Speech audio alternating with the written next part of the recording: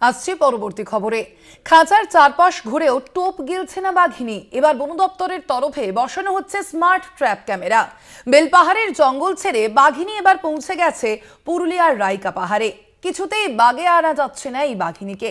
চেষ্টায় বন দপ্তরের কর্মীরা। রাইকা পাহাড়ে একাধিক খাঁচা পেতে টোপ দিয়ে অপেক্ষা করেছিলেন বনকর্মীরা, কিন্তু বাঘিনী সেই খাঁচায় ধরা পড়েনি। রাতে খাঁচার কাছাকাছিও এলেও শেষ পর্যন্ত টোপ গেলেনি বাঘিনী। এই পরিস্থিতিতে বাঘিনীর গতিবিধির উপর নজরদারি আরো বাড়াতে পুরুলিয়ার রাইকা পাহাড়ে স্মার্ট ট্র্যাপ ক্যামেরা বসানোর সিদ্ধান্ত নেওয়া হয়েছে। স্মার্ট ট্র্যাপ ক্যামেরা বসানোর সিদ্ধান্ত নেওয়া হয়েছে ইতিমধ্যেই বন দপ্তরের কর্মীদের পক্ষ থেকে।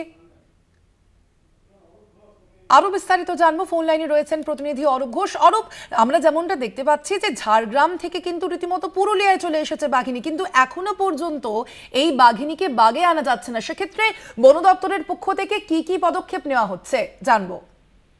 দেখো, পুরুলিয়ার বান্দোয়ানের যে রাইকা পাহাড়ে একাধিক খাঁচা পেতে টোপ দিয়ে অপেক্ষা করছেন বনকর্মীরা, কিন্তু কোনো মতেই সেই বাঘিনী কিন্তু কোনো খাঁচা বা কোনো টোপে পা দিচ্ছে না। ফলে সেই বাঘিনীকে নিয়ে হতাশায় পড়েছেন যেমন পুরুলিয়ার বাসিন্দারা, তেমনি সমস্যার আতঙ্কের মধ্যে দিন কাটাতে হচ্ছে বনকর্মী থেকে জঙ্গল লাগোয়া যেসব সেই এলাকার মানুষজন।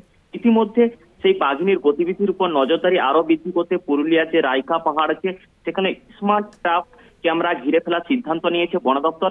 এমনকি রাতে সেই বাঘ খাঁচার কাছাকাছি এলেও কিন্তু সেই খাঁচায় বন্দি হচ্ছে না সেই বাঘ। ফলে মানুষ যেমন আতঙ্কিত হচ্ছে, তেমনি প্রশাসনের পক্ষ থেকে বিভিন্ন জায়গায় মাইকিং করা হচ্ছে।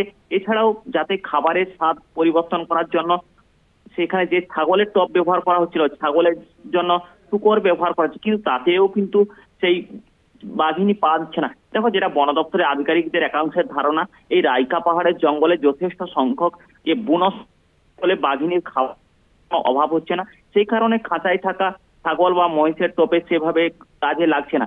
এছাড়াও বান্দোয়ানের যে কুদলবলি, কেসরা এছাড়াও বিশেষ যে আদিবাসী গ্রামগুলি রয়েছে সেই গ্রামগুলির মানুষও আতঙ্কিত।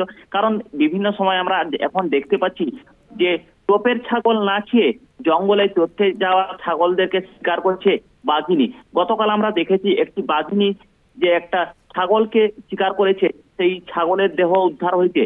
ফলে এই বাঘিনী কবে ধরা পড়বে সেদিকেই তাকিয়ে রয়েছে পুরুলিয়ার মানুষজন। এমনিতে এই সময় শীতের মরশুমে পর্যটকদের ঢল নামে পুরুলিয়ায়, কিন্তু সেই পর্যটকদের আনাগোনাও অনেকটাই কম। কারণ এই বাঘিনীর আতঙ্কের মধ্যে দিন কাটাতে হচ্ছে।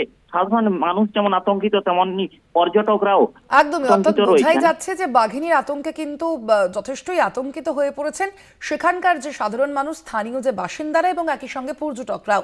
আপাতত ধন্যবাদ তোমায়। আমরা কথা বলছিলাম, ফোন লাইনে ছিলেন প্রতিনিধি অরূপ ঘোষ।